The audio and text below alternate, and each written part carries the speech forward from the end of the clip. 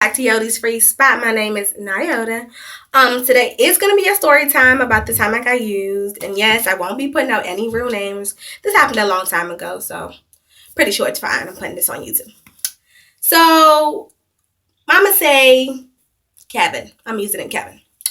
So me and Kevin, we were in high school. We were best friends. We graduated. I started driving. We started the same college because best friends. And then I used to pick him up, and we used to have class together like 2 days, maybe 3 days a week.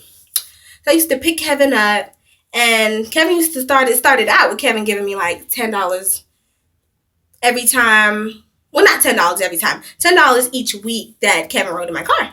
So a little help. We all got struggles, college students. We all broke. But yeah. So then I noticed it dropped down to $5. And then when it dropped down to $5, it was like, oh, I have a struggle. It's not going well for me right now. So, that's okay. We college students. We all broke. So as time goes on, 5 turned into nothing. Like, Kevin, what happened? So I brought it up, and then Kevin was just explaining to me that he had a struggle. And I'm like, okay, well, that $5, it was anything, little small thing is fine, because, we're friends. So that semester's over, and this new semester starts. And Kevin, I think me and Kevin had class like one day together or something like that. So I used to pick Kevin up this one day a week.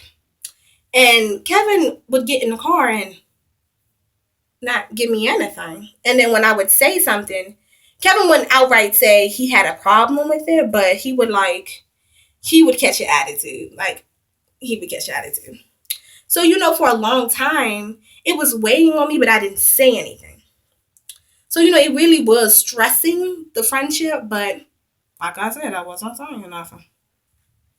Note to self, if you are in a situation and you don't say anything and the other person doesn't know, I'm not going to say it's your fault, but I'm saying you should take responsibility for your life. And if you choose not to say nothing, don't be confused when things like this happen. It's just a story time advice, slipping that in there.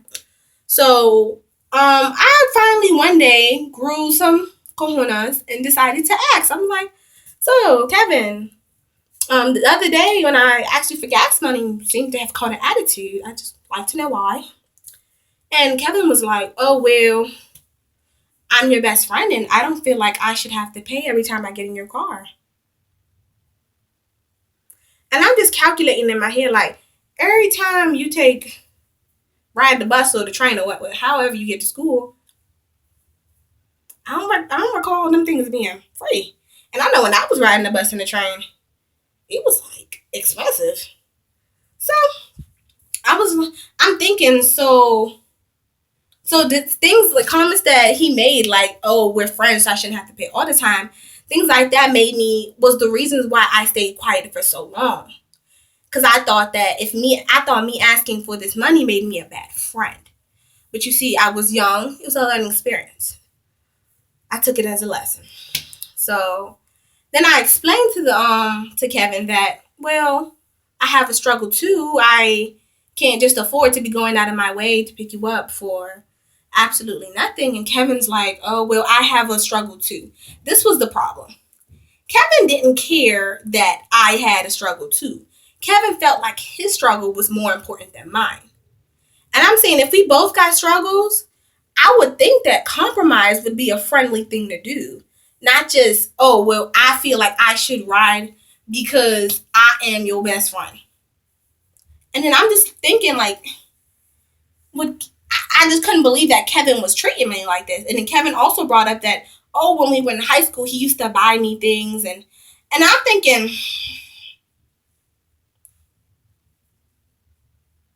all them dollars come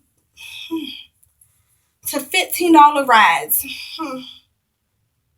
This is my math. I don't know if I'm bad at math, but it wasn't adding up. That math was not adding up. And this is my thing. If you have a friend, please do not do nothing for nobody if you gonna bring that back up and be like, oh, I did this for you and you can't. That's not friendship. If you can't afford to do something for somebody, don't do it. On my half, I couldn't afford to do it. But the problem with me is that I kept my mouth shut. And I struggled. And that's why it ended the way it ended, because I kept my mouth shut. I couldn't afford to do it. And I didn't say nothing. So with this conversation. So I'm like, okay, yeah, we're friends, but what about me? I was explaining my struggle, but Kevin, no matter what I said, my struggle was just not equally as important as Kevin. So I'm just like, okay. So I let it go because I was really trying to be friends with Kevin. Like I just let it go. So another day come again. Kevin did not want to pay.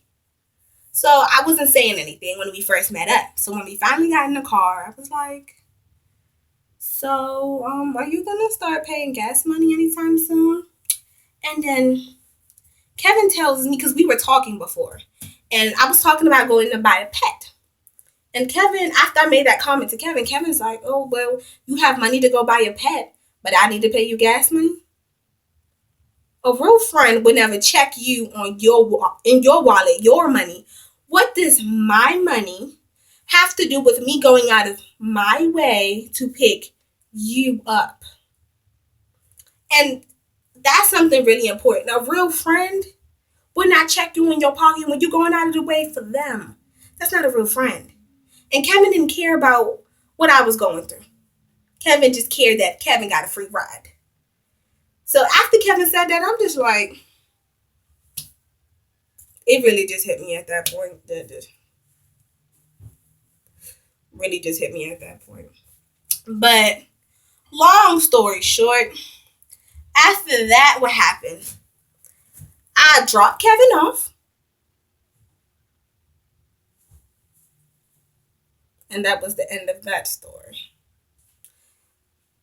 There's more, but I'm gonna let the rest be a part two. The moral of this half of the story was just to say, friends do care for friends. And if one friend has a struggle, the other friend would usually care or usually show some open mindedness or some flexibility. It's not just, oh, well, I have a struggle, you have money, you need to help me out because of who I am in your life. That's not a friend. And that will never be a friend. So, you guys, there are different ways to get used, different people to use you. Please don't think just because somebody's high up in your life and they claim that they love you and all of this stuff, that does not mean they won't change it. And that does not mean that those people are immune to using you.